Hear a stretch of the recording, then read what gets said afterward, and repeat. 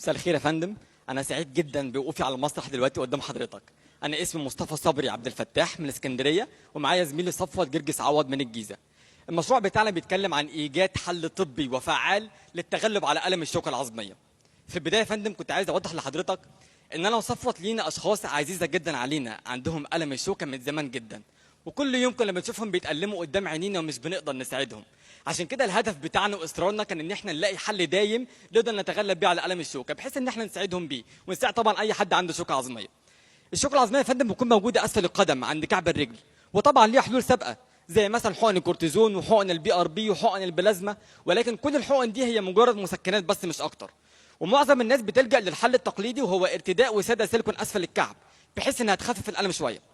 فكرتنا يا فندم هي فكره بسيطه ولكن فيها تحدي كبير، وهو ربط مجال العظام بمجال التجميل عن طريق سحب الدهون من جسم المصاب من تحت السره وحقنها مره تانية اسفل الكعب، بحيث تبقى زيها زي الوساده السيليكون بالظبط بس تبقى داخليه جوه جسم المصاب.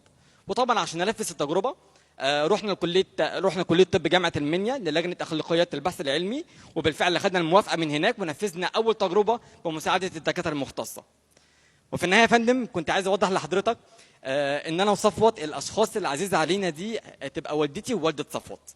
وانا كنت عايز استاذنك واوجه رساله لوالدتي اللي من غيرها انا ما كنتش هبقى واقف على المسرح دلوقتي، مش بس عشان دعمها وخوفها عليا ووقوفها جنبي في كل خطوه باخدها. والدتي يا فندم هي السبب اصلا في اننا نفكر في علاج للشوكه العظميه، وكانت مصدر الهام ليا كبير قوي لان انا كان نفسي اكون سبب في علاجها. ومش بس كده يا فندم، والدتي اصرت ان اول تجربه ننفذها بعد ما خلصنا مشروعنا تبقى عليها هي، وهي كانت اول متطوعه واول حاله. فبستاذنها يا فندم ان انا يعني تتفضل جنبي على المسرح دلوقتي.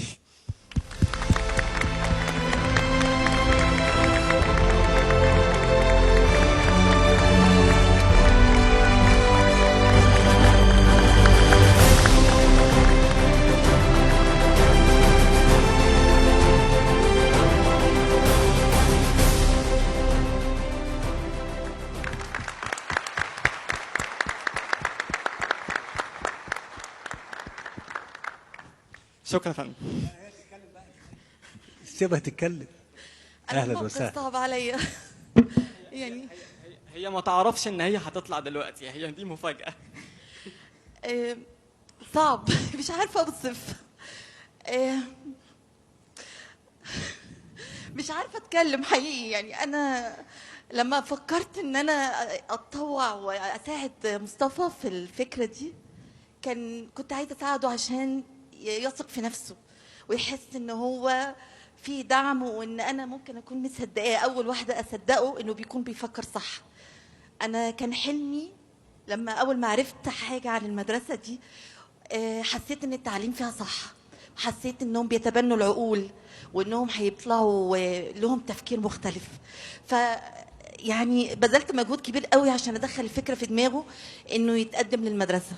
فلما دخل كنت حابه ان انا اكون اول واحده اثق فيه وادعمه واقول له انا مصدقاك في اي حاجه انت هتوصل لها حتى لو على حساب نفسي. فحبيت ان انا ادعمه قوي وقلت له لازم اكون انا اول حاله تجرب فيها مهما كانت النتيجه، فانا مستعده. فما كنتش متخيله ابدا ان انا هوصل للمكان ده، ابدا ابدا. فانا سعيده جدا جدا جدا. مجرد وقوفي قدام حضرتك ده حاجه ما كنتش اتوقعها وما كنتش احلم بيها. فبشكركم كلكم قوي عشان سلطتوا الضوء على نقطه زي دي، وبشكر مصطفى جدا جدا جدا انه السبب في ان انا اقف هنا. فمش عارفه اقول ايه.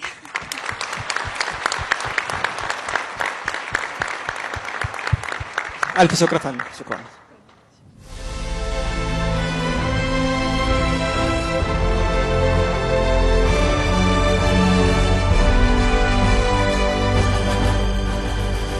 حابين نستغل وجود حضرتك معانا النهارده يا سياده الرئيس ونقدم رساله شكر لناس وقفوا في ظهرنا طول الوقت ودعمونا نفسيا ومعنويا، وثقوا فينا وفي قدراتنا عشان نواجه كل المشاكل اللي بتقابلنا ونوصل ونظهر بالصوره اللي حضراتكم شايفينها دلوقتي. اسمح لنا يا فندم ان احنا نقدم التحيه لاساتذتنا في ستيم المنيا.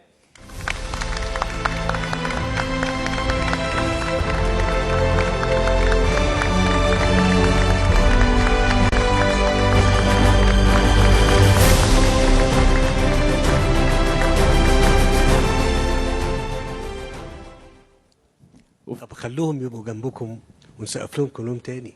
خليهم يطلعوا على اتفضلوا. اتفضل.